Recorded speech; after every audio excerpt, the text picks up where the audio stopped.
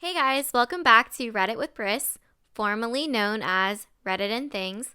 Today we are going to be reading some stories from r/maliciouscompliance. Our first story is from u/Hogan Illy. Another post on here reminded me of this story. That actually happened to my sister. We'll call her Amanda. A few years ago, there was a big sporting event my family all wanted to get together and watch. We decided to all get together in my sister's house to watch it.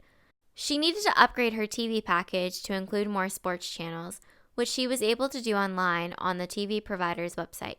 Great. We had a great day, watched the big event, and ate and drank far too much. The issue started when my sister went to cancel the subscription, so as not to keep paying the higher rate for future months. Apparently, while you can upgrade your package and give the company more money online, removing the package was much more difficult, of course. They said the only way to cancel the package was over the phone. My sister is deaf, so needless to say, this was an issue. My sister had been emailing and complaining to no avail. At the time this happened, my brother was temporarily staying with my sister, and he called the company for her. The exchange apparently went like this. I am relaying what my sister and brother told me. Brother: Hey, I need to cancel the subscription to the extra sports for Amanda's second name, the woman on the phone. I will need to speak with Amanda. The brother responds. My sister is deaf. She can't speak with you over the phone. The woman: There's nothing I can do. I have to speak with the account holder if you want to cancel your subscription. My brother said, You will need to speak with a deaf person on the phone. She responds, Yes, he responds. And you don't see anything wrong with your current system? She answers, All changes have to be done by the account holder. My brother responds, Yes, exactly. And the only reason this was set up was because she was able to make changes online. You're saying she can't reverse the changes? The woman says, All I can tell you is I have to speak with Amanda. At this point, my brother was telling my sister what was being said, and they came up with the perfect solution. The brother responds, Okay, 1 second. This is Amanda. My brother continues speaking, and it's worth noting he has a quite deep, husky voice. The woman doesn't answer. My brother continues, I need to cancel my sports subscription. The woman answers, I think you're the person I was just speaking to. My brother says, No, I'm Amanda. You said you needed to speak with me. The woman says, I thought you were deaf. My brother answers and says, And yet you insisted on speaking with me on the phone. So here I am. Please cancel my subscription. I have all of the information you need to verify my identity. The subscription got canceled. Our second story is from u/Jeffrey_F. Not my story, but a friend of mine from many years ago. Very short. My friend had an extended absence due to flu. HR told him that he needed a doctor's note for the extended absence. Malicious compliance, my friend, having a doctorate in psychology and the title of doctor in his name, wrote himself a note. HR wouldn't accept this as it wasn't from a medical doctor. However, the employee handbook did not make this distinction. HR was forced to accept the note and change the word doctor to practicing medical physician or something like that. I don't remember the exact wording.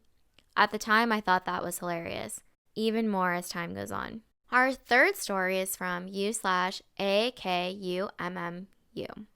My wife and I moved into a 64 townhome community that was 10 years old at the time.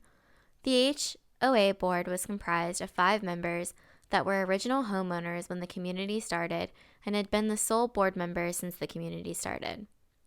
Their sense of entitlement was batshit crazy. They thrived on their quarterly walkthrough of the neighborhood as they would write up every single home for some kind of violation regardless of how minor the offenses were. Everyone gets a violation letter.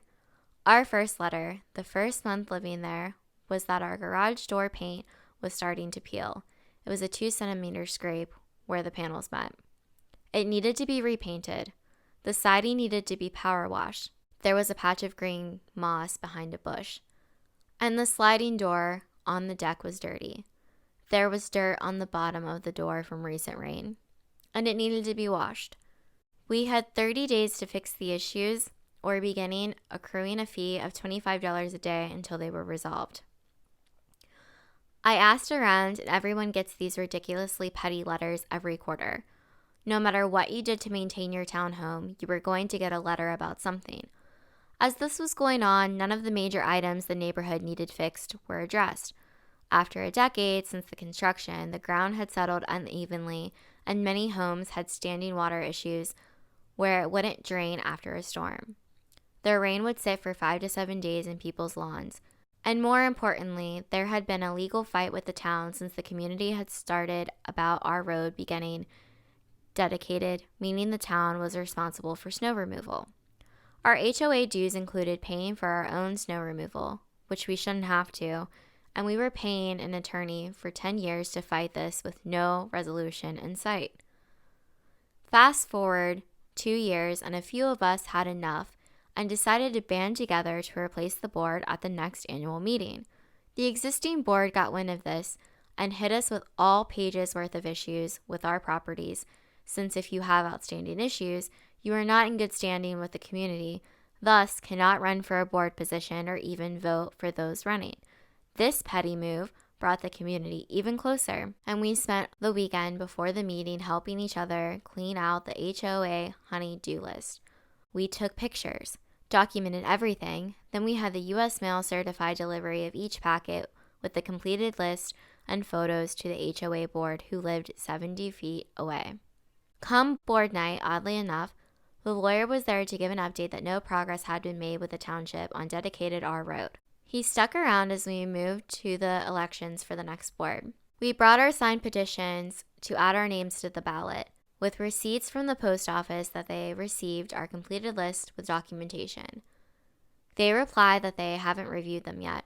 We tell them that that's not our problem and we are in good standing. The lawyer overhearing this states we are eligible to be on the ballot if we can confirm the issues with our homes were resolved prior to the meeting. The HOA president glares at the lawyer, but the lawyer just shrugs, saying, "The rules are the rules." With the exception of the 5 existing board members voting for themselves / each other, we are voted in nearly unanimously to replace them. I lead the revolution because I was tired of the petty BS when there were real problems in the neighborhood. Sadly, the rest of the elected board members vote me as president. I have no idea what I'm doing, but we spent the next few sessions removing all of the dumb violations from most of the neighbors. We went through all of the bylaws to really focus on what's important. What happens next? Ends up that the lawyer was a friend of the previous president and was in no hurry to resolve anything as he was enjoying our excessive bill. I notify him if it's not resolved in the next 6 months, we are finding new representation. He was actually good at his job when pressed to do it. He won the case, the town appealed, and tried to drag it out. He fast-tracked the appeal, as it had been going on for 10 years, and we won the appeal too. The town dedicated our road, then the lawyer pressed that it should have been done years ago. It wasn't him slowing things down, but the town. He ends up getting us settlement from the judge for payback on us paying snow removal that the town was responsible for. We ended up using that settlement to have French drains installed across much of the community to clear the standing water issues. With the money left over, we have fixed a lot of the neighborhood issues that the HOA should have been doing the whole time. Fences and sidewalks, in despair, replaced dead trees and shrubs. It was great getting all of that done without having to hit our capital reserve fund. I remained president until we moved a few years ago. Our family began to outgrow the townhome. Now we live in a new, larger development with a new HOA. I was asked to run for a position on it. I replied, "Not a chance." Alright guys, this has been Reddit with Riz. Thank you so much for listening to our stories from r/maliciouscompliance. If you like what you heard, make sure to subscribe, comment, and like this video. Also, share with a friend. You never know, they might like it as well. Until next time.